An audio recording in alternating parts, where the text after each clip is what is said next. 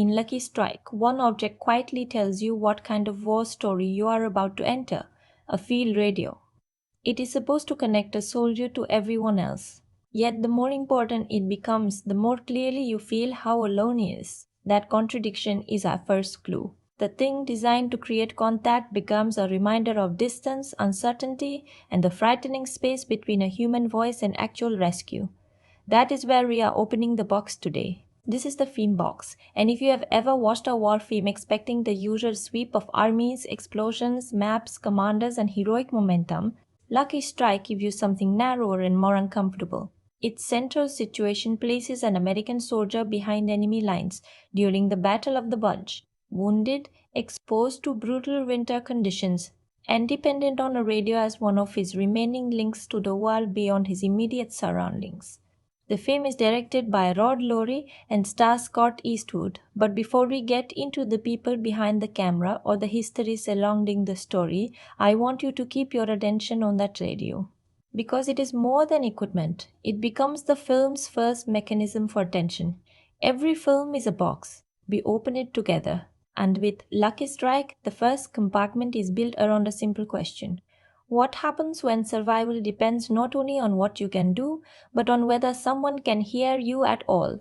That question gives the film a different texture from the kind of war movie that treats combat as a giant moving machine. Here, the scale can feel enormous in the distance, while the emotional experience remains intensely personal. A battle may involve divisions, vehicles, strategy, territory, and history, but one isolated person does not experience any of that as a clean diagram. He experiences cold, confusion, limited information, a direction that may or may not be safe, a voice arriving through static, a few seconds in which a decision suddenly matters more than the wider war around him. And that is emotional intention I want us to carry through this breakdown. We are not just going to ask whether Lucky Strike works as a war drama. We are going to follow the way it turns communication into suspense. We are going to look at how information moves, how trust is created when certainty disappears, and how a piece of technology can become both reassurance and pressure. Later, when we open the deeper compartments, that clue will connect to the film's choices about isolation, duty, fear, and the psychological weight of making decisions when you cannot see the whole battlefield. For now, no spoilers. What matters is the feeling the premise creates. Imagine knowing that somewhere beyond the trees, the snow, the darkness, and the enemy movement, there is a larger structure trying to function. Orders still exist. Commands still exist. I still exist. But none of those things automatically mean safety. The radio can carry a voice across distance, yet it cannot erase the distance itself. It can give information, but it cannot guarantee that the information arrives in time. It can make a soldier feel connected for a moment, then make the silence afterward feel even heavier. That is why the radio is such a useful door into this movie. It turns an external war into an internal one. You begin watching the surroundings differently. Empty space matters. Silence matters. A pause matters. A voice matters.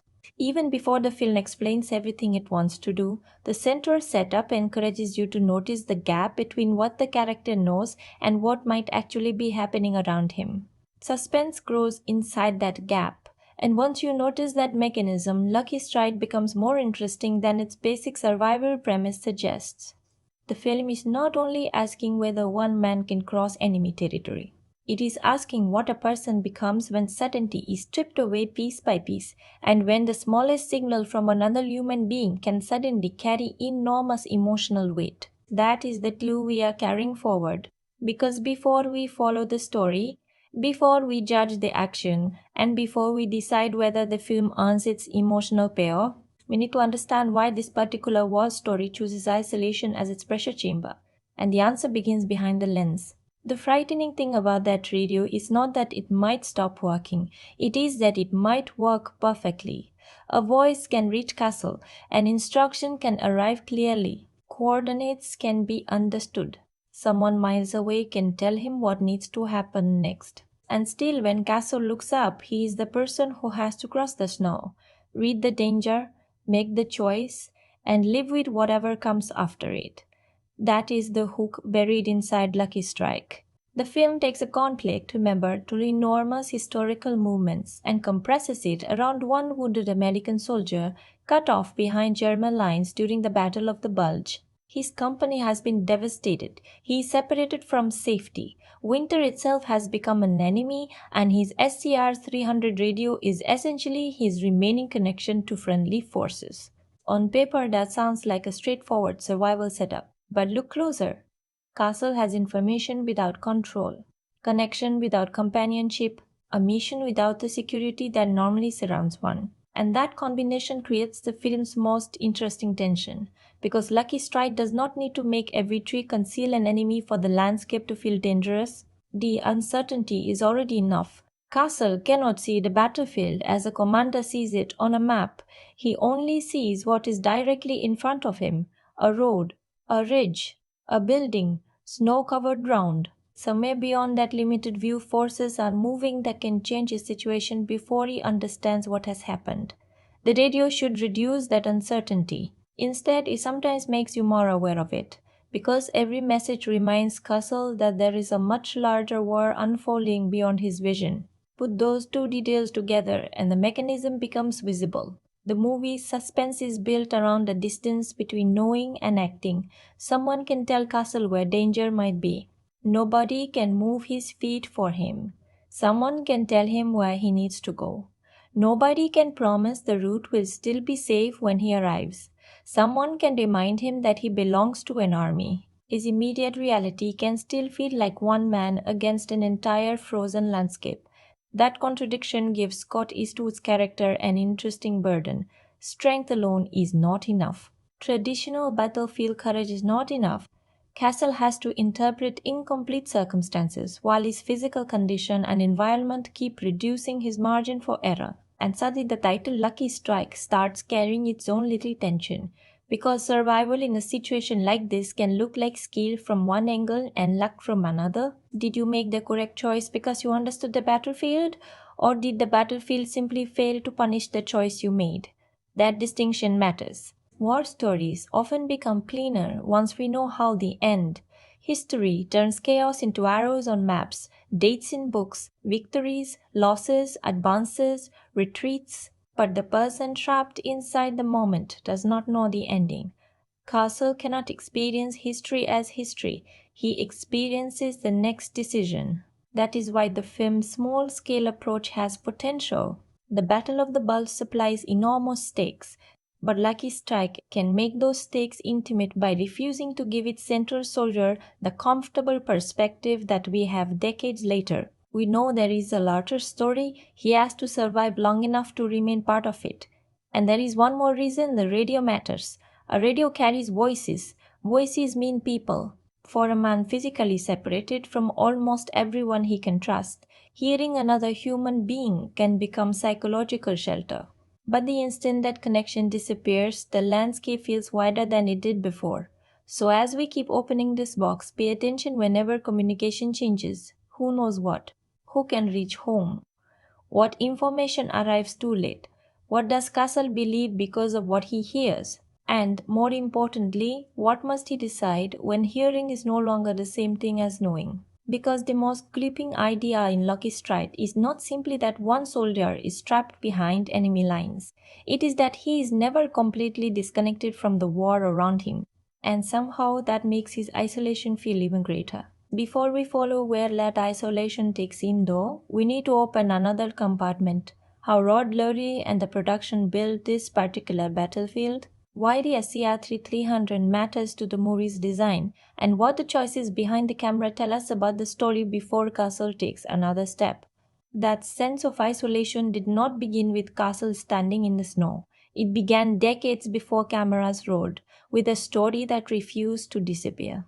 Co-writer Marc Frydman first encountered the seed of Lucky Strike when he was a teenager studying in France. Veterans connected to the Battle of the Bulge visited his school, and Frydman heard the story that would remain with him for roughly half a century. Years later, he developed it into a screenplay and brought it to Rod Lurie, who expanded the material for the film. That origin changes the way I look at the movie immediately. This was not a case of someone beginning with the sentence, "We need another World War II action film," and then searching history for a convenient setting. The human story came first. The movie came later. That helps explain why Lucky Strike keeps shrinking an enormous military operation down to an individual experience. The Battle of the Bulge gives the film scale, but the storytelling instinct underneath it begins with memory, one person hearing another person's experience and carrying it forward. And there is a second connection inside Friedman's history that makes the film's civilian dimension even more personal. Lurie explained in an interview that Friedman's Jewish father had been protected by a French family, and that experience helped inspire the French family represented in the film. That detail matters because civilians in war movies can easily become functions. They hide the soldier, they provide information, they create danger. Then the plot moves on. Knowing there is a personal historical connection behind this element encourages you to watch those interactions differently. Suddenly, the idea of shelter is not merely a screenplay device. It becomes part of a larger memory about ordinary people making extraordinary decisions while military power moves around them. Castle's isolation is therefore not just about whether he can reconnect with his army. It is also about the fragile human connections that can exist between uniforms, borders, languages, and people who have no guarantee that helping someone will end well. That choice opens another compartment. Rod Lurie has been unusually clear about the kind of World War II film he wanted to make. He has cited older adventure-driven war pictures such as Where Eagles Dare and The Guns of Navarone when discussing the movie, describing Lucky Strike as more openly entertainment-driven than his previous collaboration with Scott Eastwood, The Outpost, while still wanting the history to remain meaningful. You can feel the consequence of that intention in the film's construction. Lurie is not approaching Castle's journey as a distant historical reconstruction where every sequence exists to teach you another fact. He is building forward motion, obstacle, decision, escape, another obstacle, another decision. The history creates the pressure, but the storytelling language often belongs to the survival thriller. That is important because it explains why Lucky Strike can feel simultaneously old fashioned and modern. Old fashioned because its central dramatic geometry is beautifully simple. One soldier, dangerous territory, a mission, enemies closing in, and a route home that keeps becoming more complicated. Modern because the camera is interested less in watching the hero from a safe distance than in trapping us inside his limited awareness and creating that physical sensation apparently required the production to accept some very real discomfort. The movie was shot in Bulgaria, and interviews around its release described the difficulties of working through harsh winter conditions on location. PBS specifically characterized Eastwood and Lurie's discussion of the production as involving the grueling challenge of shooting the World War II story during a Bulgarian winter. That is more than a behind the scenes hardship story. Look at what cold does in a film like this. Cold shows the body, it changes posture, it changes how long someone wants to remain exposed, it gives breath texture, it turns distance into effort. A hill is not merely a hill anymore. A field is not merely empty space. Moving across the landscape begins to cost something. When filmmakers manufacture that entirely through performance and visual effects, you can sometimes feel the separation between actor and environment. Here, the physical conditions give the surroundings resistance. Castle appears to be moving through a world that does not care whether he completes his objective. The landscape is not scenery behind the danger. The landscape participates in it. Then cinematographer Lorenzo Senatore and Lurie made another deliberate choice. The film does not maintain one visual palette from beginning to end. Lurie described three distinct looks, including black and white imagery, a brighter and more vibrant American setting, and a colder visual treatment for the Battle of the Bulge material. He has pointed to the visual influence of Pierre Lome's cinematography in Jean-Pierre Melville's Army of Shadows while discussing the battlefield look. Now the earlier clue has a different function. The radio connects Castle geographically. The color design separates him emotionally. When the battlefield drains warmth from the image, you do not simply understand that the weather is cold. The entire world begins to feel deprived of comfort. Skin, uniforms, trees, earth, metal. Everything seems to belong to the same hostile environment. The visual language quietly tells you that Castle has entered a place where normal life has been pushed very far away, and Lurie did not only want the audience looking at that environment, he wanted us locked into Castle's perspective, discussing the action photography. He described Lucky Strike as essentially a first person movie and explained that difficult extended shots were designed to maintain immersion rather than constantly cutting away from castles. Experience. One ambitious shot required hours of rehearsal before the production captured it in only a few takes. This may be the most revealing filmmaking decision of all. Cutting gives you escape. A wide shot can show you where everyone is. A reverse angle can show you the threat Castle has not noticed. An insert can provide information. But if the camera refuses to leave him, your knowledge becomes closer to his knowledge. And suddenly we are back at the radio. Castle can hear information from somewhere else, but the camera keeps reminding us that he cannot see everything. The technology expands his awareness while the visual perspective limits ours. Connection and isolation. Again, that is not an accidental contradiction anymore. It is becoming the film's organizing mechanism. A story preserved through personal memory becomes a survival thriller. A Bulgarian winter gives the landscape physical resistance. Three visual palettes separate different emotional realities. And immersive camera work keeps pulling us toward the soldier's restricted point of view. Before the actual story has fully opened, the filmmaking has already told us how to watch it. Do not look for the entire battlefield. Look at the fragment Cassie can see. Listen to the voice he can hear. Notice what remains outside both, because that missing information is where Lucky Strike places much of its tension.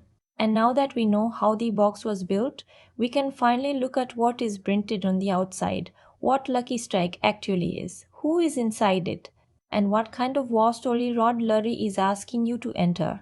Lucky Strike works best when you approach it not as a gigantic World War II spectacle, but as a stripped down survival thriller wearing the machinery of a war film.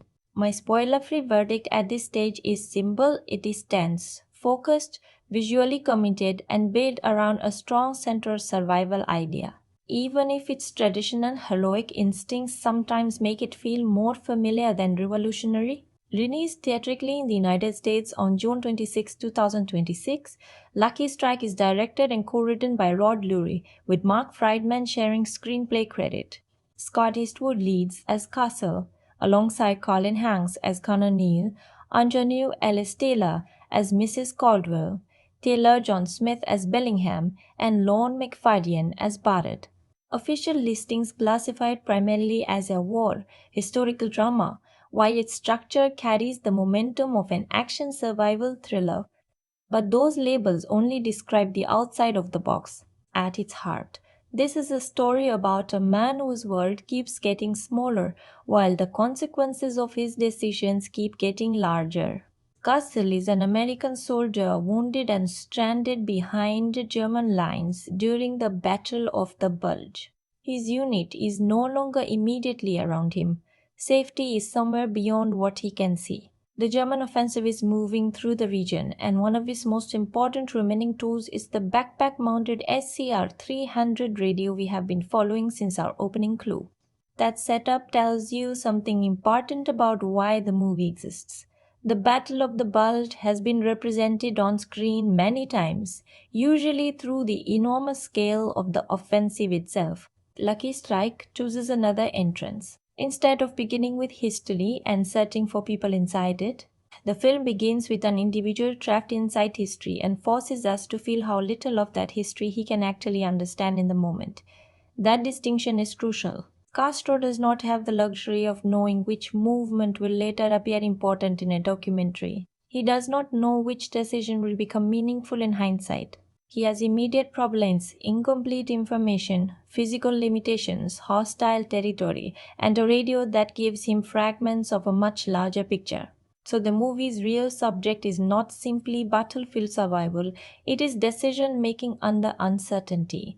And that is where Scott Eastwood's casting makes sense. Eastwood carries the kind of screen presence that can support long stretches of physical storytelling. Castle does not need to explain himself constantly for you to understand what pressure is doing to him. The film can let posture, movement, hesitation, observation, and exhaustion carry part of the narrative burden. Around him, the supporting cast expands the human world beyond his isolation without removing the feeling that Castle ultimately has to confront danger from his own limited position. There is also something deliberately classical about the premise.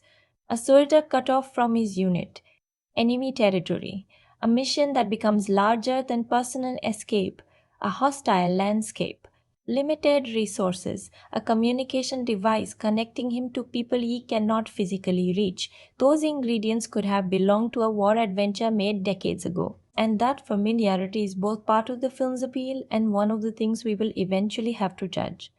Because Lucky Strike does not seem embarrassed by traditional war movie storytelling. It embraces the clarity of a protagonist with an immediate objective. What gives it personality is the way Rod Lurie narrows that tradition into Castle's restricted experience. That makes the film particularly suitable for you if you enjoy war movies that prioritize tension over massive spectacle, survival stories built around one central character, or thrillers in which geography and limited information become part of the suspense. If you need radical reinvention, constant ambiguity, or a large ensemble giving you every perspective on the conflict, this may feel more conventional. But if you like watching a straightforward premise become increasingly complicated through pressure, the film has something effective to offer. And that brings us back to our clue. The radio looks like an answer. Communication should mean help. Information should produce certainty. Connection should make Castle less alone. Yet Lucky Strike keeps finding tension in the possibility that none of those equations are reliable. The box is open now. We know what kind of story is inside it. The next question is what it actually feels like when that story begins moving, when the cold, the silence, Castle's isolation, and the film's visual language stop being ideas and become the first 10 minutes of experience. And the first thing Lucky Strike does is deny you the comfortable entrance you might expect. It opens in December 1944 in the Ardennes with black American soldiers moving through the landscape in a truck. The imagery is presented in black and white, immediately giving the sequence the texture of something remembered rather than something simply happening in front of us. Before Castle becomes the center of the story, the film briefly makes the war feel larger than him. That matters. Because for a few minutes you do not know exactly whose movie this is. You are simply inside a dangerous place. The soldiers talk, the vehicle moves, the forest surrounds them. There is a strange vulnerability to the entire setup because nothing about traveling down a road should feel dramatic. Yet the context changes everything. The trees do not have to move. The horizon does not have to announce danger. You know enough about the Battle of the Bulge to understand that apparently empty territory can change character in seconds, and then it does. The opening reminds you that in this war, stability is temporary. That is what hooked me more than the violence itself. The film establishes a rule almost immediately. Whoever appears safe may simply not know what is waiting outside the frame. That rule will become extremely important once Castle is alone. But Lucky Strike makes another unusual move before settling completely into its battlefield survival story. It shifts away from 1944 and into an American setting years later, where Castle appears at the home of Mrs. Caldwell. Rod Lurie has described this as part of the film's deliberate three-palette structure: black and white for the opening, a more vibrant look for America, and colder, desaturated imagery for the wartime journey that dominates the film. At first, that interruption feels almost disorienting. We have barely entered the war and suddenly the movie has pulled us somewhere else. But that discomfort creates a question: why this woman? Why Castle? Why are we seeing this meeting before we understand what connects them? The film does not immediately hand you the complete answer, and that decision gives the early minutes a small mystery running underneath the larger survival premise. Then we return to the war, and this is where the atmosphere really settles into place. Cold dominates everything, not dramatic movie cold where snow simply makes the frame prettier. This environment feels drained. The battlefield palette suppresses warmth and makes the Ardennes seem exhausted before Castle has even begun his real ordeal. Trees become barriers, roads look exposed, open ground feels unsafe. Buildings do not automatically suggest shelter, even the sky seems indifferent. The result is an opening stretch where the world itself appears to be withholding comfort. That is exactly the kind of atmosphere this story needs. The premise promises a man trapped behind enemy lines, so my expectation was straightforward: establish Castle quickly, give him the problem, and begin pushing him through escalating encounters. The film does that. But it also spends enough time establishing uncertainty that the journey does not initially feel like a conventional sequence of action set pieces. Instead, you start scanning the image. That is a good sign in a survival thriller. When Castle moves, you look beyond him. When the film becomes quiet, you listen harder. When he receives information, you wonder how useful that information actually is. And once the SAR 300 radio becomes central to his survival, the clue we started with finally becomes something you can feel rather than merely understand. The official synopsis describes the radio as Castle's essential piece of technology as he attempts to navigate enemy territory during the final major German offensive of the war. But visually, it almost feels like another character attached to him. It has weight. Castle has to carry it. He depends on it. And because he depends on it, you begin depending on it too. Whenever communication exists, the world feels slightly more manageable. Whenever Castle is forced back onto his own judgment, the landscape becomes larger again. That relationship is what kept pulling me forward to the first 10 minutes. Not because I immediately thought I was watching a radically new kind of war movie. I did not. In fact, some of the film's ingredients are deliberately familiar: the isolated soldier, the enemy controlled landscape, the interrupted route home, the dangerous woodland, the resourceful protagonist forced to improvise. You have seen versions of these ingredients before. What gave them enough energy for me was the perspective. Rod Lurie has described the film as essentially operating through Castle's point of view, and you begin feeling that intentionally. The film does not constantly rescue you with a perfect tactical overview. That means you cannot relax into omniscience. You do not always know where the threat is coming from. You do not always know whether the next person represents safety. You do not always know whether the information Castle has is enough. And for a movie built around a man carrying a communication device, that limited perspective creates a beautiful contradiction. Castle can reach farther than he can see. Think about that. His voice can travel beyond the forest. His radio can connect him to people kilometers away, yet his eyes may only tell him what is waiting on the other side of the nearest tree line. Technology expands his world in one direction while war violently contracts it in another. That is the mechanism becoming visible. And it is why the opening works for me even when some of its traditional warfare DNA is obvious. The film does not hook me by promising the biggest battle. It hooks me by reducing the battlefield to one person's uncertainty. The first 10 minutes make you understand that Castle's real enemy will not always be the soldier directly in front of him. Sometimes it will be distance, sometimes it will be cold, sometimes it will be missing information. Sometimes it will simply be the terrible possibility that the next decision has to be made before he knows enough to make it. And once the film has trained you to experience the battlefield that way, the next compartment becomes impossible to ignore. Because atmosphere alone cannot create that feeling. Camera placement does it, editing does it, lighting does it, color does it, movement does it. So now we need to look directly at the filmmaking machinery and see how Lucky Strike turns a frozen landscape, one isolated soldier, and a radio on his back into cinematic pressure. The filmmaking becomes most interesting when Lucky Strike stops trying to show you a war and starts trying to trap you inside one man's available information. Cinematographer Lorenzo Senatore and Rod Lurie built the movie around three deliberately different visual worlds. The opening uses black and white. The later American material becomes brighter and more colorful. But the Battle of the Bulge section, where Castle spends most of his journey, is colder and more desaturated. Lurie has specifically discussed Army of Shadows as an influence on this battlefield palette.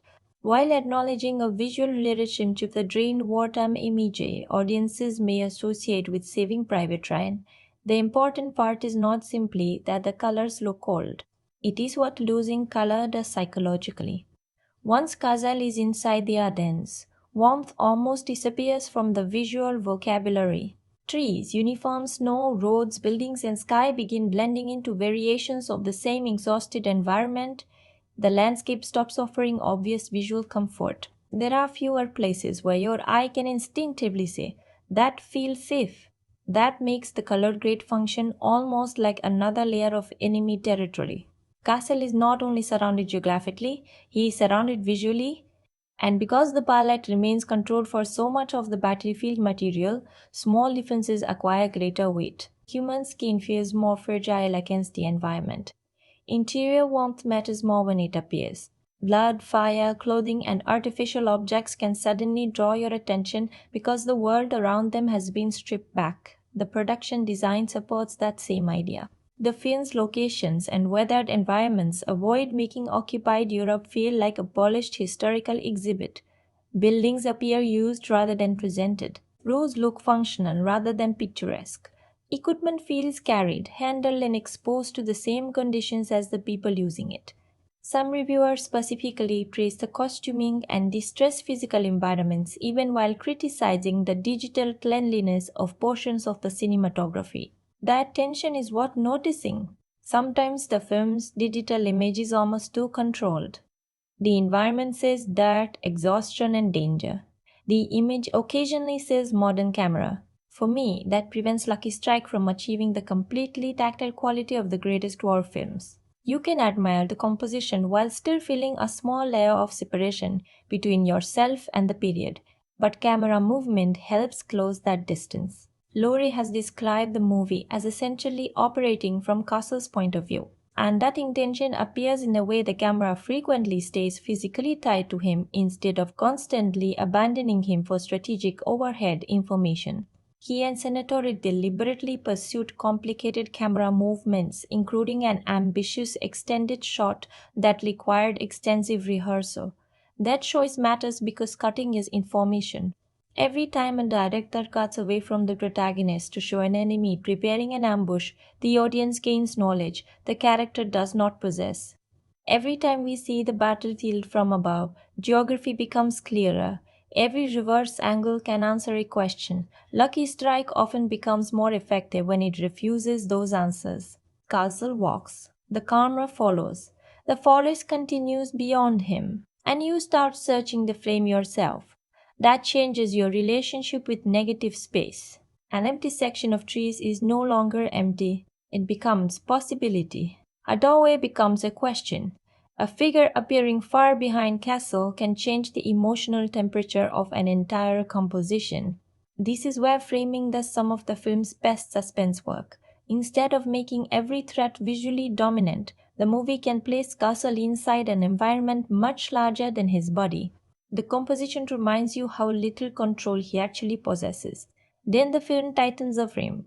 Now the opposite happens. Castle fills more of your visual attention, but you lose environmental information. You can study his reaction. You cannot necessarily see what produced it. Wide framing creates vulnerability. Tighter framing creates uncertainty. The movie moves between those two forms of pressure. Editing becomes the bridge. Crystal Cutid's editing does not maintain one constant rhythm throughout the journey. Quieter stretches allow Castle's movement through the landscape to breathe, while confrontations compress time and increase the frequency of visual decisions. That contrast is essential. If the entire film were cut at action speed, danger would eventually become background noise. Instead, periods of waiting reset your nervous system. Walking becomes normal. Silence becomes normal. Then movement enters the frame and normality collapses. The technique is simple, but when it works, it makes each new encounter feel less like the next scheduled action scene and more like an interruption. Not every critic found that written successful. Some reviews argued that the film lacks sustained momentum or that its blocking and editing sometimes make threats too obvious. I understand that criticism. There are moments when the filmmaking explains danger too clearly, and once you see the mechanism preparing itself, suspense becomes anticipation rather than uncertainty. But the stronger sequences understand restraint. They make you wait. They allow Castle to occupy the frame without immediately revealing what he should fear. And sound completes the trap. In a story built around communication, silence cannot merely mean nothing is happening. Silence becomes missing information. Footsteps matter. Distant movement matters. Gunfire tells you something about space even when you cannot see its source. And the radio introduces another sonic layer entirely. A human voice can certainly enter a landscape where Castle appears physically alone. That creates one of the film's most effective filmmaking contradictions. Visually, Castle may be isolated. Sonically, another person can be right beside him. Then the transmission ends, and the emptiness returns. The earlier clue has now moved through color, framing, movement, editing, and sound. The SCR 300 is not powerful because it simply gives Castle information. It is powerful because the entire film has been designed to remind us how much information Castle does not have. The cold palette limits emotional comfort. The perspective limits knowledge. The framing limits certainty. The editing controls how quickly threats become understandable. And sound allows distant human beings to cross a physical gap that the camera refuses to erase. That is how Lucky Strike turns technique into story. Not by showing off every shot, by making the image itself obey the same rule Castle does. You only get what is available to you now. And once that rule is established, the story can finally start testing how far one man can travel with incomplete information, a damaged body, and a battlefield that keeps changing faster than he can understand it. Once the filmmaking has reduced the battlefield to what Castle can see, the story gives him a deceptively simple objective. Stop a road from being useful to the German advance. Castle is an engineer, and his unit is ordered into enemy-controlled territory during the Battle of the Bulge to place explosives along a route being used by German panzer forces. This is important because his first responsibility is not to hunt the enemy, it is to manipulate geography.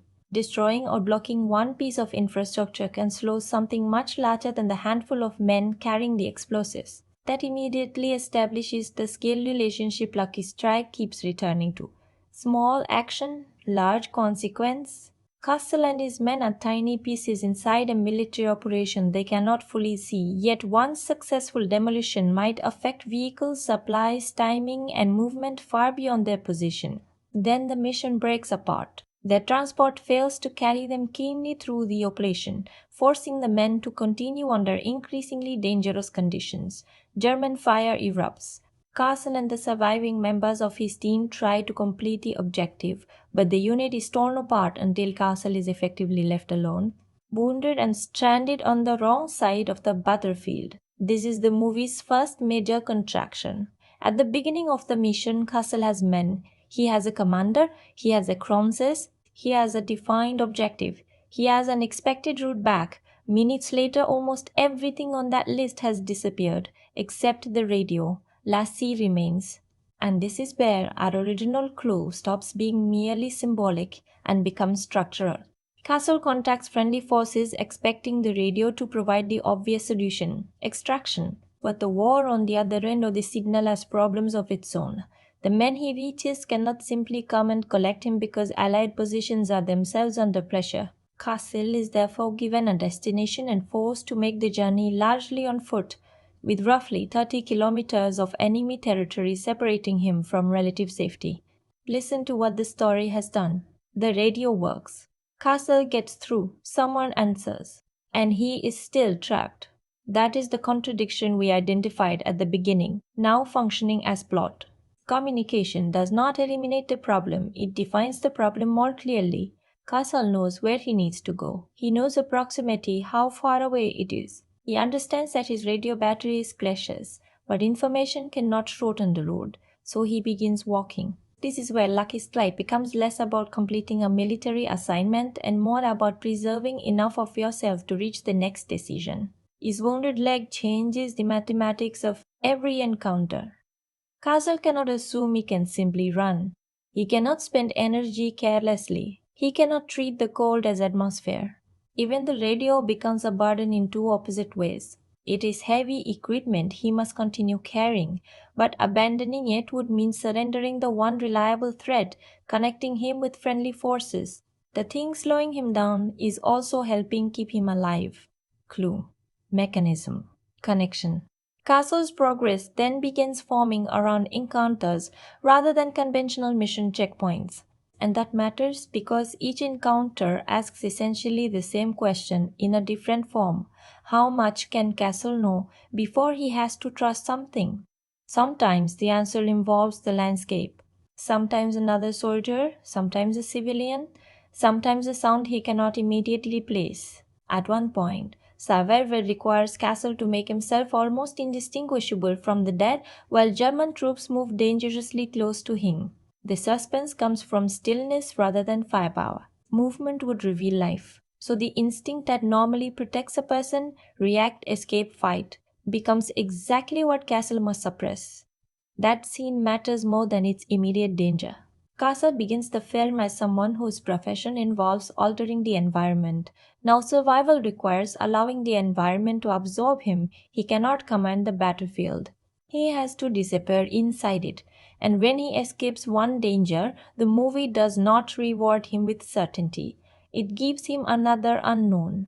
Eventually, Castle reaches civilians who offer him shelter.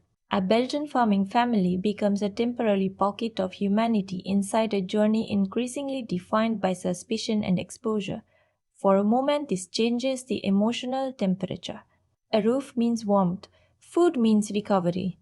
Another person's concern means Castle does not have to behave like a solitary survival machine, but shelter creates a new kind of vulnerability. Castle is not the only person who can suffer because he is there. That changes the moral equation completely. Until this point, most of his decisions concern his own men, his own mission, or his own survival. Now, civilians who never volunteered for his war are exposed to consequences simply because they chose to help him. And Lucky Strike becomes stronger whenever it understands that helping someone in wartime is not emotionally heroic because it looks noble. It is heroic because the helper knows that compassion may become evidence against them. When German forces enter that fragile sanctuary, Castle faces a brutal problem. Remaining hidden protects his chance of returning home. Intervening may expose him, but doing nothing means listening while danger transfers from the soldier everyone is hunting to the civilians who gave him protection. The film forces survival and responsibility into conflict. That is more interesting than simply asking whether Castle can win another firefight, because every kilometer toward home should theoretically make his objective simpler. Instead, his responsibilities multiply. He is no longer just asking, how do I survive? He is asking what survival is allowed to cost other people. When the situation finally forces Castle to act, he chooses engagement over passive self preservation. The consequences are painful, and the encounter leaves behind more than another obstacle crossed off his route. It adds guilt. That emotional burden is important because the physical journey could easily become repetitive. Walk, hide, fight, continue. A weaker version of this movie would be nothing but variations on that loop. The better moments change what Castle carries after each encounter. He started with the weight of Lassie, then came the loss of his men, then injury, then dependence, then the knowledge that people who help him may suffer for doing so. His backpack does not become heavier, the journey does. And through all of this, the radio keeps delivering that strange mixture of reassurance and frustration. A voice means civilization still exists. A voice means Castle has not vanished from the Allied war machine, but nobody speaking through Lassie can inspect the next road for him. Nobody can decide whether an unfamiliar person should be trusted. Nobody can make the German uniform around the corner disappear. Eventually, Lucky Strike turns that uncertainty into one of its most important encounters. Castle meets someone who appears to offer exactly what he has been missing, another American soldier. Think about how psychologically powerful that should be. After moving through hostile territory and measuring almost every human presence as a possible threat, the sight of the correct uniform should allow Castle's entire nervous system to release. Same side, same language, same destination. Finally, certainty, except Castle has now survived too long by noticing details. The conversation contains small irregularities, nothing necessarily dramatic on its own. A phrase, a piece of knowledge, a habit, a response that lands slightly wrong, and this is where Lucky Strike shifts the meaning of intelligence. Military intelligence usually sounds enormous maps, codes, enemy movements, reconnaissance. But castle survival increasingly depends on tiny observations. What does this person know? What should he know? How does he behave? What details belong naturally to the identity he presents? The movie has been teaching Castle and us that uniforms are information, but information is not certainty. A radio transmission can be genuine and still be insufficient. A farmhouse can look safe and still become dangerous. An American uniform can communicate belonging without proving it. So Castle listens, he watches, he tests what he is being shown against what he knows, and suddenly the title itself begins moving closer to the center of the mechanism. Earlier, the Lucky Strike cigarette was almost background texture, a recognizable object carried by American servicemen. Cassie's relationship with cigarettes seems like one more humanizing habit inside the mud, cold, and pressure. Now, seemingly insignificant habits begin mattering. How somebody speaks, what somebody remembers, what somebody reaches for, how somebody handles the ordinary details that usually escape attention. This is the story finally connecting its smallest objects to its largest danger. Castle was sent into the Ardennes because an engineer knows that one road can matter to an entire army. He survives because one soldier understands that one detail can matter just as much. That parallel is the real shape of his journey. Large systems are vulnerable at small points. A military advance can depend on a road. A stranded soldier can depend on a battery. A civilian family can become endangered by opening one door. Trust can collapse because of one inconsistency, and survival can turn on something so ordinary that another person would never think to notice it. Castle has been walking toward Allied lines believing distance is his primary obstacle. By this point, he understands something more dangerous. Getting closer to home does not necessarily mean getting closer to certainty, because the battlefield is no longer asking whether he can defeat the enemy he recognizes. It is asking whether he can recognize the enemy at all. The radio on his back has connected him to voices. The road has connected him to strangers. The losses behind him have taught him what wrong judgment can cost. Now all three threads are converging. Castle has to decide whether the person in front of him belongs to the world Lassie has been guiding him toward, or whether the enemy has found a way to cross that invisible line and wear familiarity as camouflage. And once Castle begins looking at the tiny details instead of the uniform, the entire logic of Lucky Strike changes. Because the clue was never only the radio, the clue was always communication. What we transmit, what we receive, what we believe, and what happens when the smallest inconsistency tells us that the message cannot be trusted. And this is the moment the box opens completely. What Lucky Strike does best is understand the value of reduction. The film has an enormous historical event available to it, but it keeps returning to one body moving through one hostile landscape with incomplete information. That restraint is where many of its strongest choices come from. Start with Scott Eastwood. His performance has divided critics, and I understand why. Castiel is not written as an emotionally explosive character. Eastwood rarely gets the kind of dramatic monologue or transformation that would allow an actor to announce exactly what is happening inside him. But within the film's stripped down survival language, his strongest quality is physical control. He looks tired before he looks heroic. That distinction matters. Watch him when Castle meets the apparent American soldier played by Taylor John Smith. Several critics singled this encounter out as one of the movie's strongest sequences, and it is easy to see why. Eastwood does not suddenly become theatrical because Castle senses something may be wrong.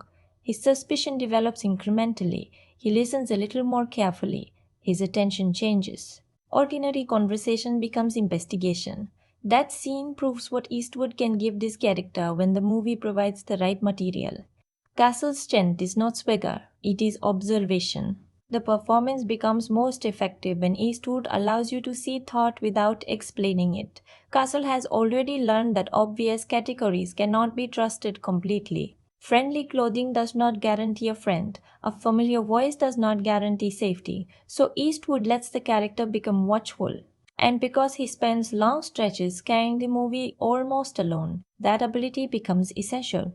One favorable assessment specifically noted that Eastwood remains engaging through those isolated stretches by playing Castle as vulnerable and human rather than as an invincible war hero. The second thing the film does extremely well is structural economy. Castle's journey is episodic, but the best encounters are not random action stops. They test different versions of the same problem. Can he trust the landscape? Can he trust shelter? Can he trust information? Can he trust the person standing in front of him? That repetition of the question without simply repeating the situation gives the middle of the movie its shape. Each encounter adds another reason for Castle to become cautious. This is where the radio clue pays off beautifully. Lassie represents communication at its most mechanical. A signal travels, a voice arrives, information is exchanged. But Castle's journey gradually teaches him that human communication is messier. People can lie, appearances can mislead, silence can conceal. Small cultural details can expose contradictions. So the film starts with technology allowing Castle to communicate across distance, then slowly expands that idea until almost every human interaction becomes a question about whether information can be trusted. That is smart construction, not complicated. Smart. The direction works for the same reason. Rod Lurie and cinematographer Lorenzo Senatore repeatedly resist turning Castle's journey into a collection of postcard battlefield images. Lurie has described the film as fundamentally operating through Castle's point of view, and the extended camera movements are designed to maintain that immediacy rather than constantly releasing us into an all-knowing perspective. One particularly ambitious movement follows Castle through combat and into attack without surrendering the momentum to conventional coverage. Lurie has explained that these extended shots required careful rehearsal and were designed specifically to strengthen the first person feeling. That is where technique and subject finally become inseparable. A long take is not impressive because it is long, it is impressive when cutting would weaken the experience. If Casso cannot escape the situation, the camera should not casually escape it either. And when the film commits to that principle, you feel the difference. The visual design reinforces it. Black and white establishes one kind of historical distance. The brighter American material establishes another reality. Then the battlefield drains the warmth away. Durian Signatore's three-palette approach allows color itself to tell us where Castle belongs emotionally, while the desaturated Ardennes imagery keeps his wartime environment cold and inhospitable. Production design and costuming also help the world feel worn rather than decorative. Even a review that criticized the digital cleanliness of the photography praised the weathered sets and costume work. And then there is sound. This might be the film's quietest strength. Composer Larry Group's score works alongside an immersive sound design rather than constantly competing with it. Larry has talked about the score's use of plucked and sliding textures, and the tank sequence in particular demonstrates how music can intensify pressure without turning the moment into conventional heroic bombast. But what I appreciate most is how the film understands the dramatic usefulness of absence. A quiet forest creates questions. An unfamiliar sound creates geography.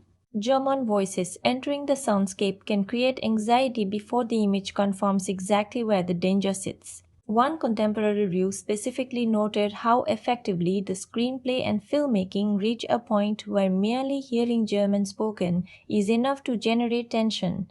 That is efficient filmmaking. The movie does not always need to show the enemy. Sometimes sound makes you imagine the distance yourself. And once again, Lassie sits at the center of the design. The radio turns sound into survival. A voice arriving through it can change Cass's emotional state instantly. Silence after that voice can make his isolation sharper. The film takes something that could have been a simple plot device and gives it visual, sonic, narrative, and eventually thematic weight. But if I had to choose a single sequence where Lucky Strike's strengths come together most completely, it would still be Castle's encounter with the supposed American soldier. There is no giant battlefield required, no enormous army, no spectacular historical reconstruction. Just two men, a conversation, tiny behavioral clues, and the possibility that one incorrect judgment could be fatal. The cinematography watches. The editing gives the discomfort room to grow. Eastwood becomes increasingly alert. Taylor John Smith gives the encounter just enough irregularity to make you question what Castle is seeing.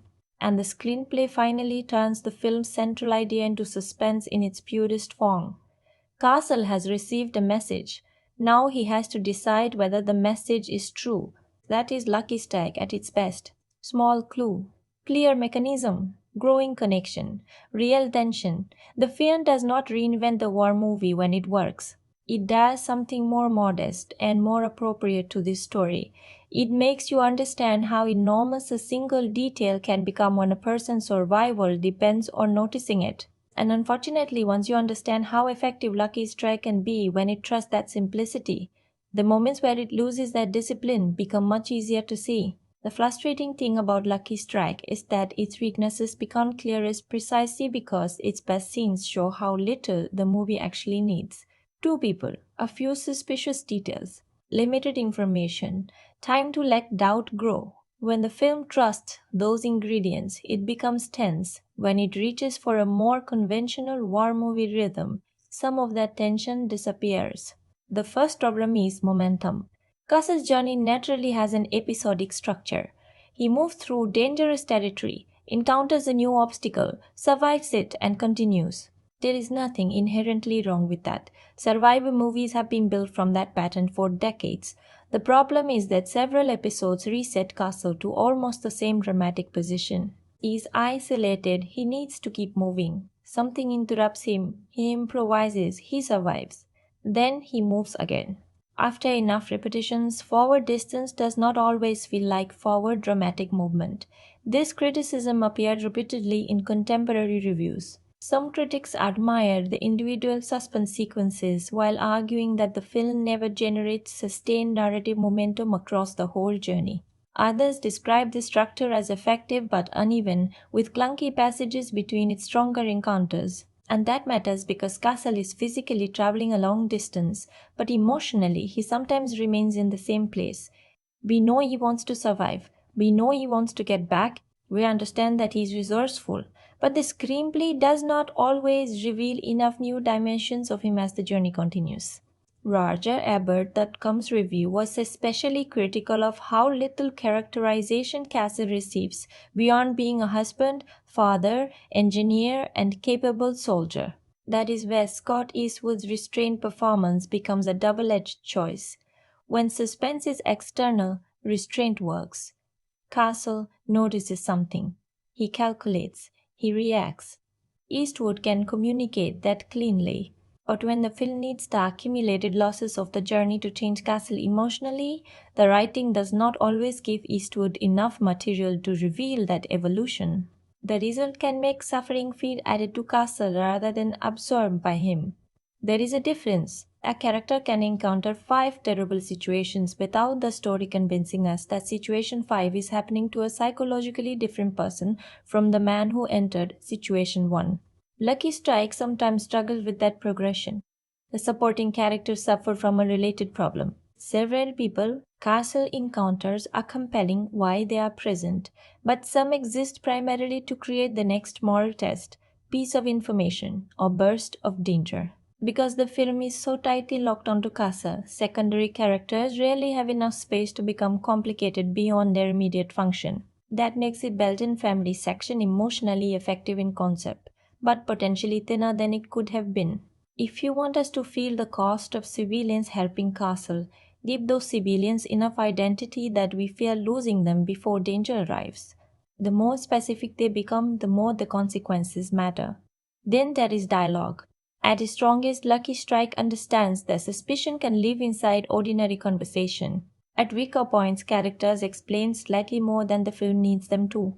One review described some dialogue as overly written and argued that the movie occasionally explains information instead of trusting the audience to make the connection. That is particularly noticeable because the visual storytelling is often good enough to carry the meaning without assistance. If cast studies someone's behavior and the camera gives us the relevant clue, we do not always need language telling us why the clue matters. Trust the image. Trust Eastwood's reaction. Trust us to put the pieces together. That would make the evidence board quality of the story stronger because discovery is more satisfying when we participate in it. There is also the issue of familiarity. A stranded Allied soldier crossing occupied territory is immediately understandable because cinema has trained us to understand this type of story. That gives Lucky Strike efficiency, but it also means the movie has to work harder to feel distinctive. Some critics described it as old-fashioned or generic even while acknowledging that it remains compelling in places. For me, the radio clue is exactly what could have separated the film more decisively. Communication, identity, misinformation, recognition, those ideas give Lucky Strike something more specific than another journey home through enemy territory. But the movie does not always push them as deeply as it could. Sometimes Lassie becomes equipment again when it could remain meaning. Sometimes Castle's problem becomes simply surviving the next obstacle when the stronger question is whether the information guiding him can still be trusted. None of these flaws destroy the film. At a personal 6.7 out of 10, this is exactly where my response lands.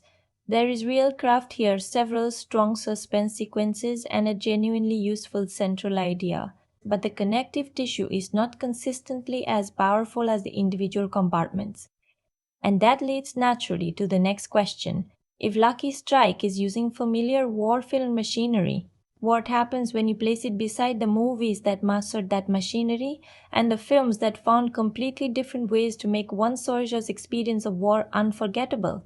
Put Lucky Strike beside 1917, Saving Private Ryan, The Outpost, and Where Eagles Dare, and its identity becomes much easier to see.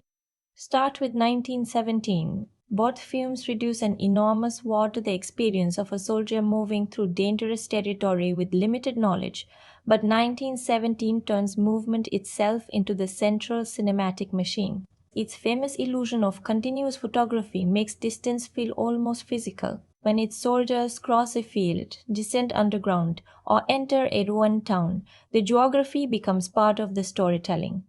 Lucky Strike is less formally ambitious. Castle's movement matters, but the film is more interested in interruption than continuous momentum.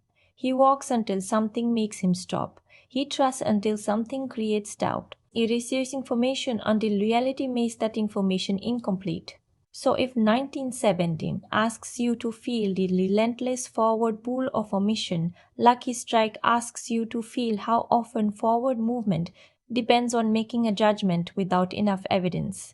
That difference gives Lucky Strike its own lane, even if 1917 is the more technically overwhelming experience. Then there is Saving Private Ryan.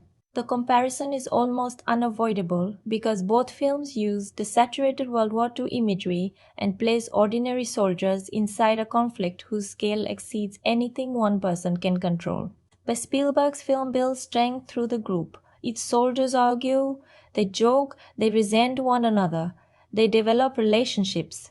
When somebody disappears from that group, the emotional architecture changes. Lucky Strike deliberately removes that safety.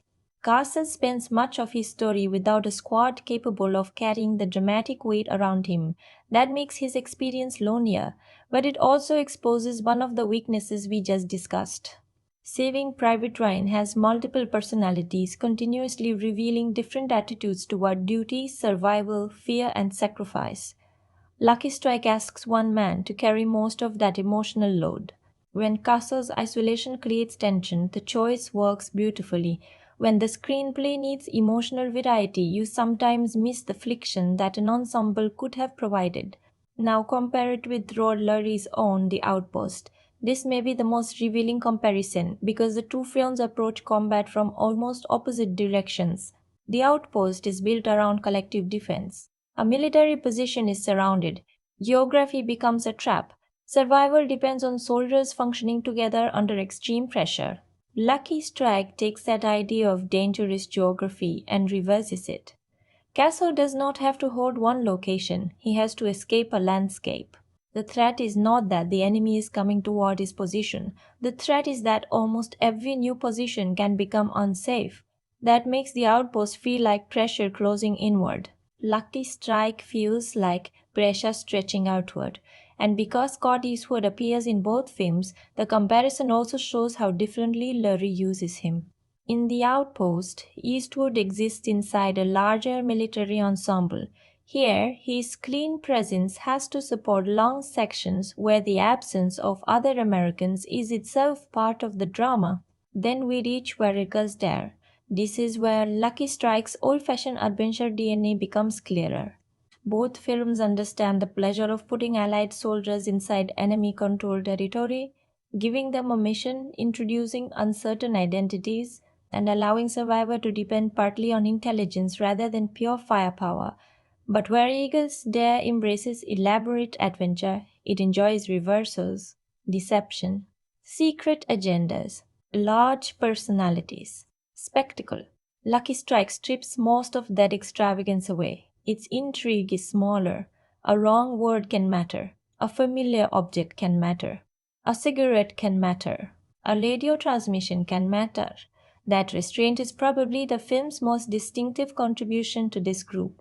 It takes mechanisms that older war adventures often use for espionage and transforms them into survival details. So, where does Lucky Strike win? Intimacy. It can make a tiny inconsistency feel more dangerous than 100 soldiers appearing on the horizon. Where does it lose? Depth and escalation.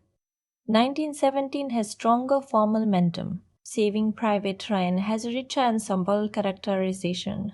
The Outpost creates a more overwhelming sense of collective combat, where Eagles Dare delivers more intricate adventure plotting. Lucky Strike sits between them, simpler, smaller, and most effective when it trusts observation instead of spectacle.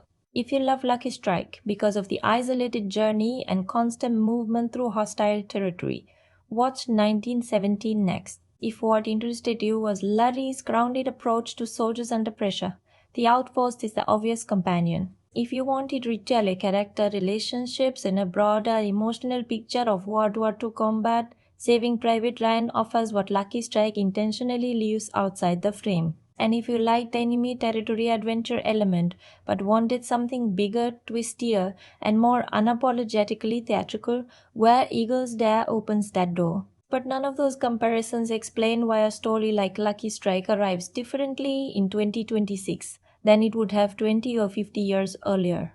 For that, we have to leave Castle's Road for a moment and look at the world waiting outside the box. And Lucky Strike arrived in 2026 carrying something slightly unusual with it. Not a new war, not a forgotten battlefield, a deliberately old-fashioned idea of what a war movie can be. That distinction matters because by the time the film reached American theaters on June 26, 2026, World War II cinema had already spent decades reinventing itself. Audiences had seen Spielberg's brutal immersion, Nolan's fractured time, Sam Mendes' continuous motion illusion, television epics built around entire companies of soldiers, and revisionist films that questioned almost every comfortable myth surrounding heroism.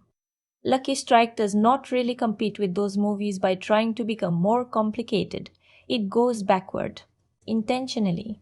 Rod Lurie has openly discussed the influence of older adventure-oriented war pictures, and that throwback quality became one of the central points critics noticed when the movie arrived. Some saw classical craftsmanship in it, others saw familiarity. Metacritic's critical aggregate currently places the film at 50 out of 100 from 9 reviews, categorized as mixed or average, while individual notices range from strong praise for its muscular filmmaking to severe criticism of its pacing and traditional patriotism. That disagreement tells us something useful. Critics were not simply arguing about whether the movie was competently made, they were arguing about whether this kind of movie still feels alive. For some reviewers, the straightforward survival structure was refreshing. FilmFred praised its robust old-school filmmaking, while the San Francisco Chronicle regarded it as an unusual and exciting entry in the war genre. Other critics felt precisely the opposite. The Hollywood Reporter argued that technical skill never developed into enough narrative momentum, and Roger Ebert.com rejected the film's heroic tone almost completely. That split becomes even more interesting when you compare critics with paying audiences. Rotten Tomatoes currently lists Lucky Strike at 60% from 43 critics, while its verified audience score sits higher at 69%. That is not a gigantic rebellion against critics, but it is enough to suggest that the film's directness connected somewhat better with people who wanted a traditional survival driven war picture than with reviewers measuring it against decades of distinguished World War II cinema. And I think the difference makes sense. A critic may watch the isolated soldier, the winter forest, the disguised enemy, the cigarettes, the radio, and immediately recognize familiar genre machinery. Someone simply looking for a tense 90 plus minutes with Scott Eastwood crossing hostile territory may see those same ingredients and think, exactly, that is what I came for. Neither reaction is automatically wrong. They are measuring different things.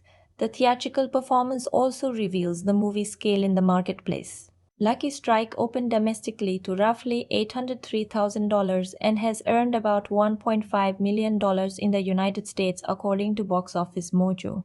This was not a cultural blockbuster swallowing the summer. It entered theaters as a comparatively modest war thriller competing for attention rather than commanding it. That actually fits the movie strangely well. Marshall spends the story as one man inside an enormous historical conflict. Lucky Strike itself entered a huge entertainment marketplace as a relatively small film trying to survive through specificity. Then, just over a month after its theatrical opening, its availability expanded. Rotten Tomatoes records an August 4, 2026 digital release, and by August 17, the film was available in the United States for rental or purchase through services including Amazon Video, Apple TV Store, and Fandango at Home. At that point, it still did not have a subscription streaming or free streaming option listed. That means it is still far too early to talk seriously about a second wave rediscovery. We are standing almost at the beginning of the film's life. Sometimes a modest theatrical war picture finds its real audience months or years later through streaming recommendations, military history communities, or viewers discovering it after another film from the same director. Whether that happens here is unknowable right now, and the same caution applies to awards. As of August 2000, no awards are currently listed for Lucky Strike in IMDb's awards record. That is not a judgment on what the film deserves. The movie is simply too recent for any serious long-term awards narrative to have formed. If I were separating what deserves recognition from what will probably receive it, I would point first toward the film's location work, control visual palettes, technical execution, and sound design rather than predicting major acting or screenplay honors. But culturally, something more interesting may outlast awards. Lucky Strike feels both timeless and unmistakably from another cinematic era. Its technology belongs to 1944. Its filmmaking belongs to 2026. But its dramatic imagination often belongs to the war adventure tradition of decades earlier. That combination is why one critic could see an effective throwback, while another sees something preserved too carefully from the past. Even the New York Times framed the film as both survival thriller and a return to a more traditional mode of military heroism. And that segment leads us directly to another compartment. Because whenever a film leaves certain identities uncertain, hides information, plants suspicious details, and builds its title around an apparently ordinary object, people start constructing explanations beyond what the movie explicitly tells them. Some interpretations strengthen the clue trail we have been following. Others fall apart the moment you test them against the evidence. So now it is time to open the theory box. The most interesting thing about the theories around Lucky Strike is that there is no giant hidden mythology waiting to be solved. The debates are smaller, and that suits this movie. People are not arguing about alternate timelines or secret entities buried across multiple sequels. They are arguing about objects, framing, memory, luck, and what the film is actually trying to honor. The strongest interpretation begins with the title itself. Is Lucky Strike simply the cigarette brand Castle carries, or is the title describing Castle? The film repeatedly places him in situations where skill matters, but survival also requires circumstances beyond his control. He notices details, he thinks quickly. He understands engineering and military procedure, yet there are moments where competence alone cannot explain why he is still moving forward. One viewer interpretation on Letterboxd read the title simultaneously through the cigarettes and Castle's almost unbelievable ability to survive everything thrown at him. That reading holds up, but I think it becomes stronger if we refuse to separate luck from observation. The film does not say Castle survives because fate simply likes him. Instead, chance repeatedly gives him a narrow opening and Castle has to recognize it. Luck provides possibility. Attention turns possibility into survival. That is why the cigarette sequence with the suspicious American matters so much. A contemporary review identifies the Lucky Strike ritual as the scene where the title gains its clearest dramatic meaning because superstition, identity, and suspicion all become connected through an ordinary object. So the cigarette is not merely branding, it becomes a test. Something completely normal transforms into evidence because Castle has learned that tiny inconsistencies can matter more than official appearances. A second interpretation goes further. Maybe the film is intentionally misleading us with its title. Several audience reactions have pointed out that despite being called Lucky Strike, the story ultimately gives far more thematic importance to Lassie Castle's SCR 300 radio. One Reddit discussion summarized the contradiction rather neatly. The movie is named after a cigarette, but its deeper subject appears to be the radio. That is not just criticism. It opens a legitimate reading of the film. Perhaps Lucky Strike presents the cigarette as the obvious clue because the radio is the hidden one. The cigarette helps Castle recognize one immediate threat. The radio shapes almost his entire journey. One protects him for a moment, the other changes what survival is possible at all. And that leads to the strongest, broader interpretation surrounding the ending. The real hero of the story may not be only Castle, it may be communication itself. Some ending analysis reads Lassie as representing the transformation of battlefield communication, technology allowing one isolated soldier to influence events much larger than himself. Even a strongly negative RogerEbert.com review acknowledges that the radio ultimately carries implications far larger than its initial role as Castle's lifeline. That interpretation absolutely survives scrutiny. Remember our first clue. Castle is physically alone but electronically connected. The entire movie keeps testing the difference between those two conditions. Without the radio, Castle's knowledge shrinks to wherever his eyes can reach. With it, his observations can travel beyond his body. And once information can travel, one soldier no longer needs to physically control an entire battlefield to affect it. But there is another theory inside that idea. What if the film is ultimately less interested in battlefield heroism than in invisible contribution? The framing story involving Mrs.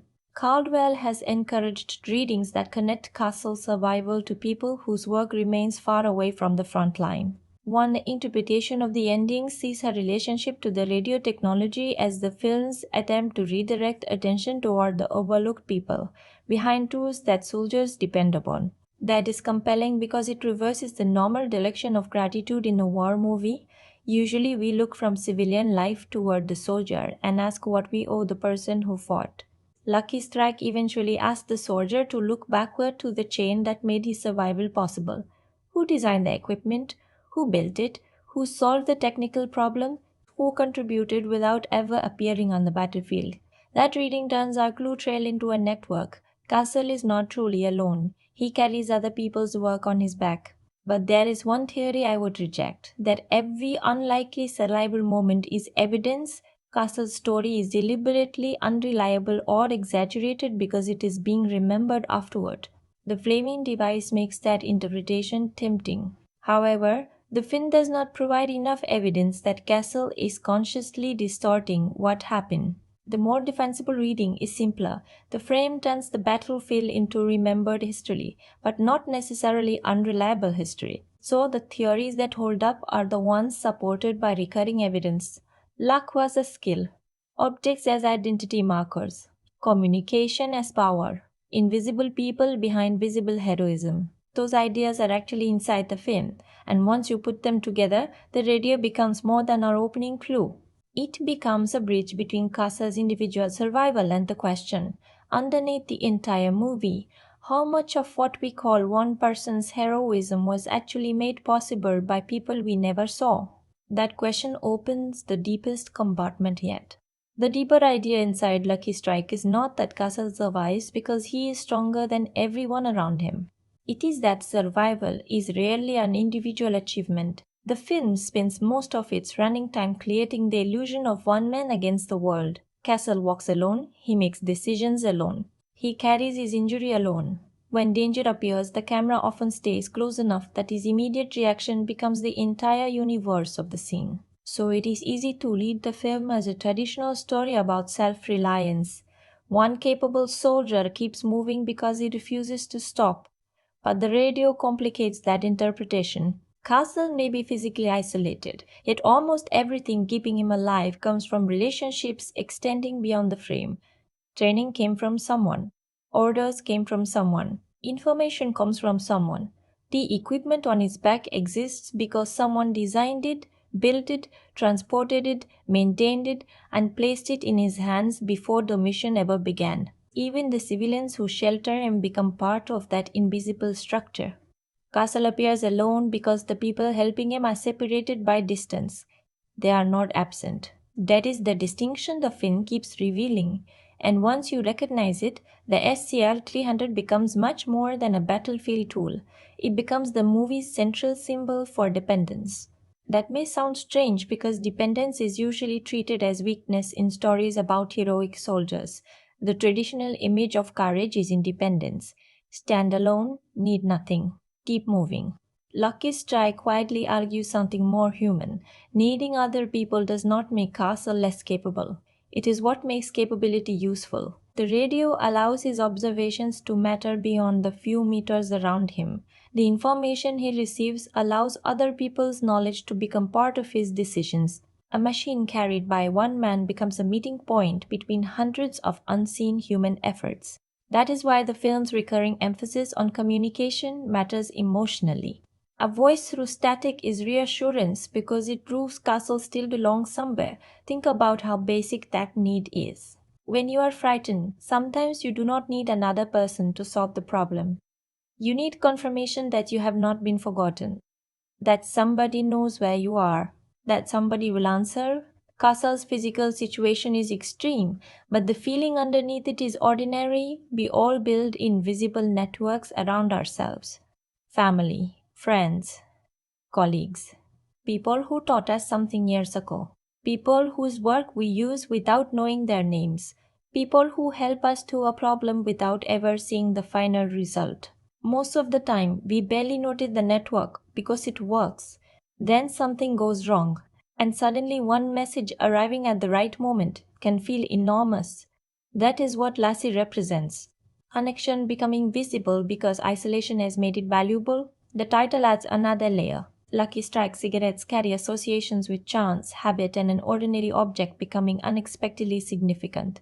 The film repeatedly places Castle in situations where survival exists somewhere between preparation and luck.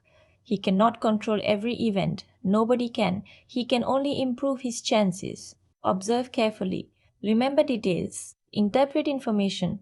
Recognize when something feels wrong. Then act before certainty arrives.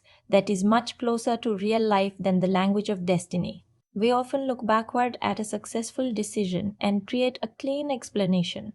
I knew what I was doing. I made the right choice. I earned the outcome.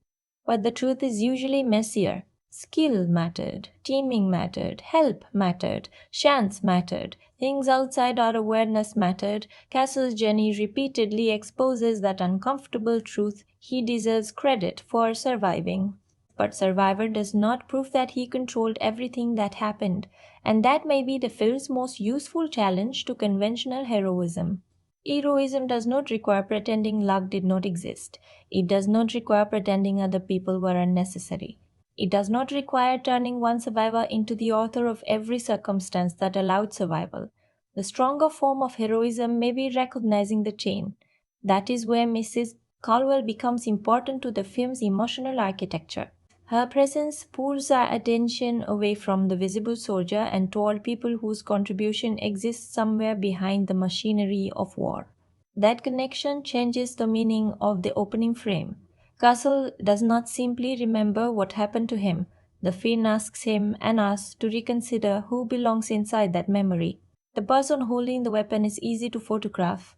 The person designing a communication system is easier to forget.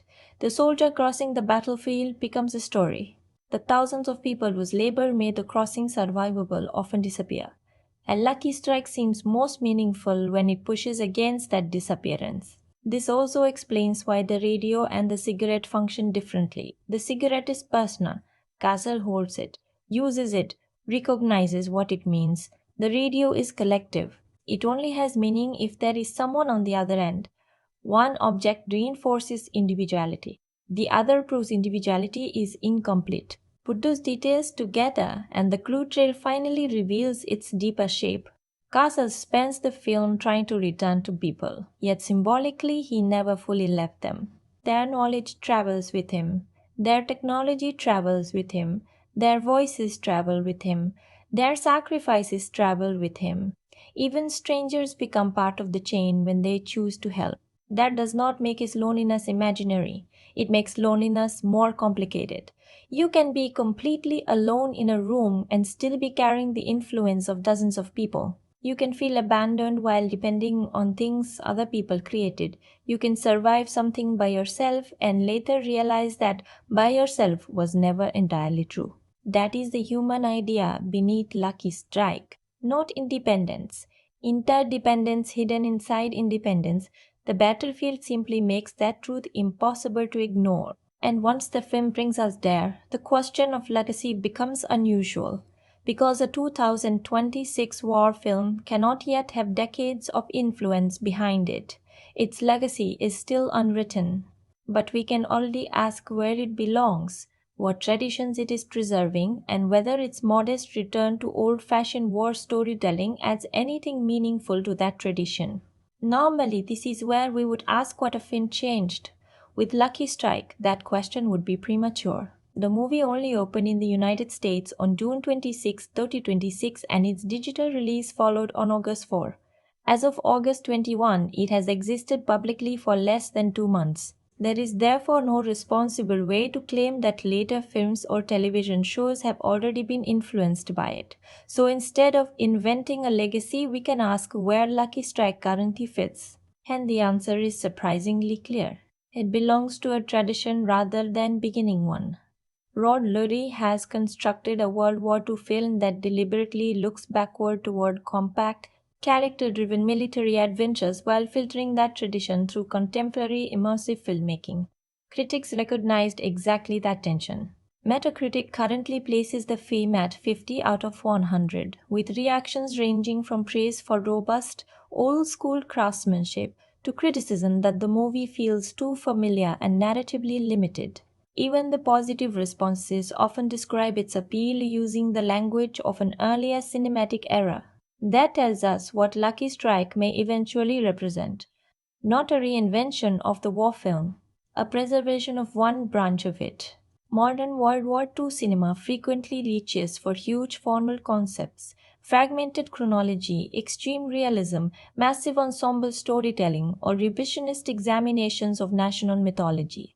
Lucky Strike mostly refuses that race. It gives us a man, a route, a radio, an enemy controlled landscape, and a sequence of decisions where small details have enormous consequences. That simplicity is almost rebellious in a period when historical movies often feel obligated to announce their importance. Whether the film's reputation grows will probably depend on how audiences respond to that simplicity over time. Right now, Rotten Tomatoes shows a modest divide, 60% from critics and 69% from verified audiences. Its consensus calls the movie a respectable survival story with solid suspense, while also noting that it struggles to distinguish itself within the crowded World War II genre. That may ultimately become the fairest description of its place. Lucky Strike probably will not alter the visual glamour of war cinema the way Saving Private Ryan did. It does not contain the formal experiment that made 1917 an immediate technical reference point, and it is too early to claim any measurable influence on filmmakers who come after it. But legacy does not always mean revolution. Sometimes a film matters because it keeps a particular storytelling tradition alive, and Lucky Strike reminds us that the smallest version of a war story can still work. You do not necessarily need armies filling the frame. You need a human being whose next choice matters. You need geography that creates pressure, you need information that cannot be trusted completely, and you need one detail capable of changing everything. That brings us back to the objects we have carried through every compartment. The cigarette looks insignificant until it becomes evidence. The radio looks like equipment until it becomes connection. Castle looks like one isolated soldier until we understand the network of people, technology, and decisions surrounding him. If Lucky Strike develops along the life, I suspect that will be the element people remember more than its battles. Not how large the war looked, how small the clues became. And now there is only one compartment left before the verdict, no more protecting the surprises.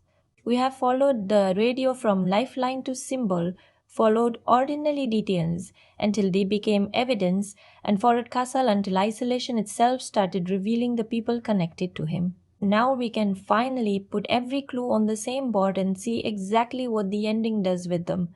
Alright, full spoilers from this point. If you haven't seen the film yet, close this now. Go watch it and come back when you're ready. Trust me, you'll want to experience it fresh. Everything we have been tracking finally converges around Sergeant Bellingham. Castle initially sees exactly what he desperately wants to see, another American soldier. Bellingham knows enough to appear convincing, helps with Lassie, talks about being from Milwaukee, and claims he is carrying sensitive material toward American headquarters. But Castle has survived this long because he has stopped accepting appearances as proof.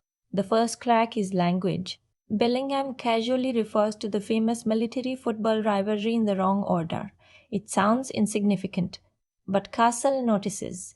Then another clue appears: the Lucky Strike cigarette. Castle's men have established a habit of burning away the branding so discarded cigarettes cannot easily identify American troops. Bellingham does not follow that practice.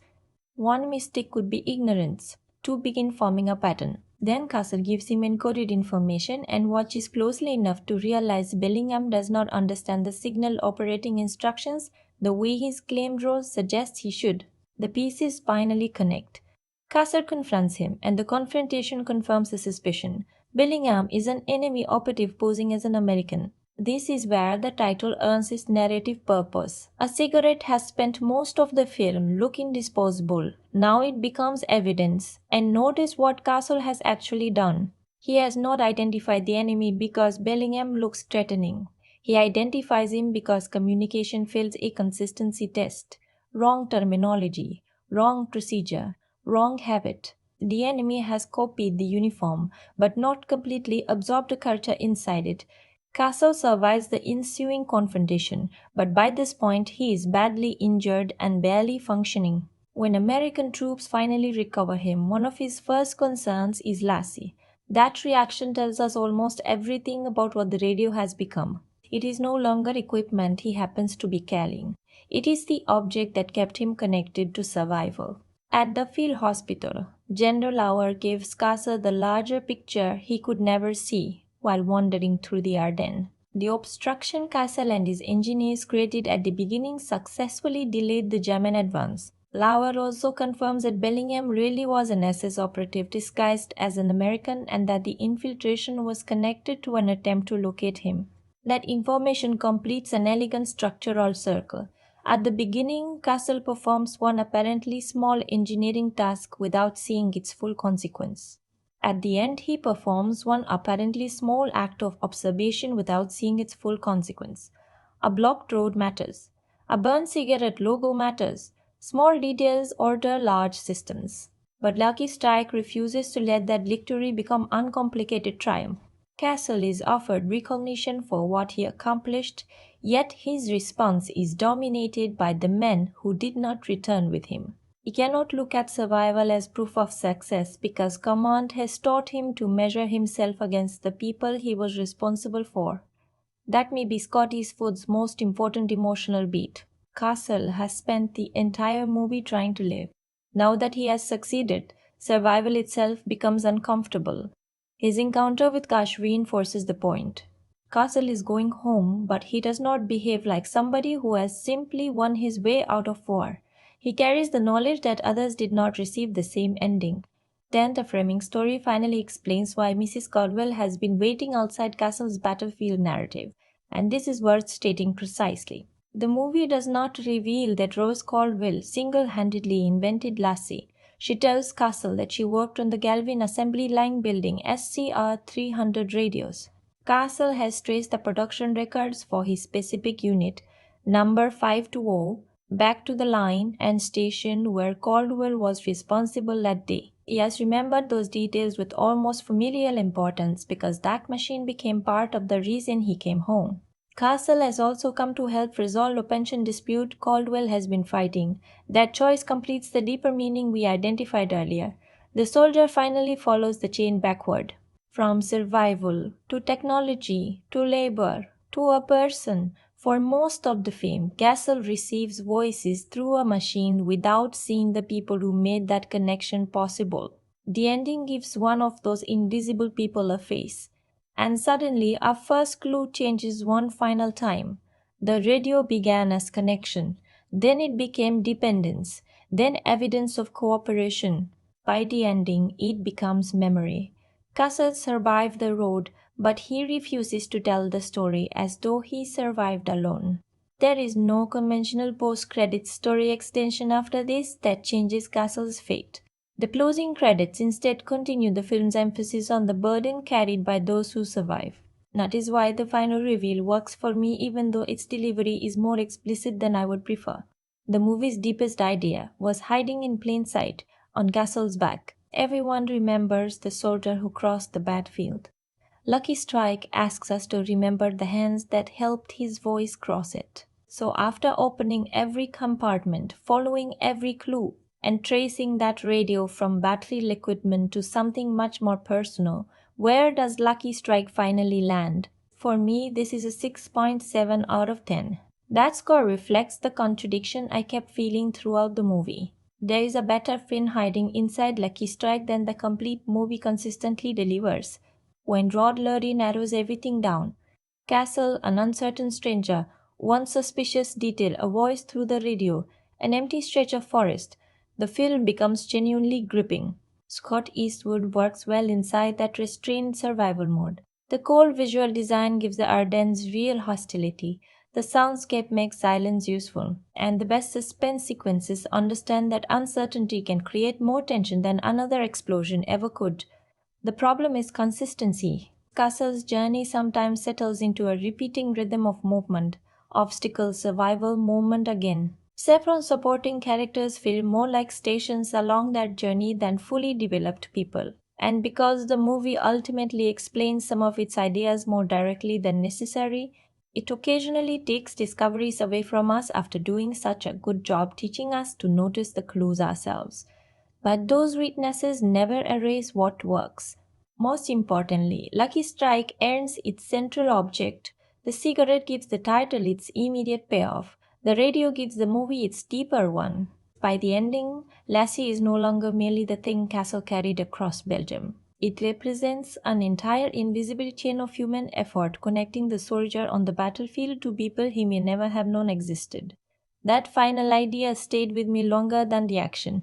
If you love intimate World War II survival stories, Scott Eastwood's restrained screen presence, old-fashioned military adventure, or films where small details become crucial pieces of suspense, this is worth watching. If you need deep ensemble characterization, relentless pacing, or a war film that dramatically reinvents the genre, you may come away wanting considerably more.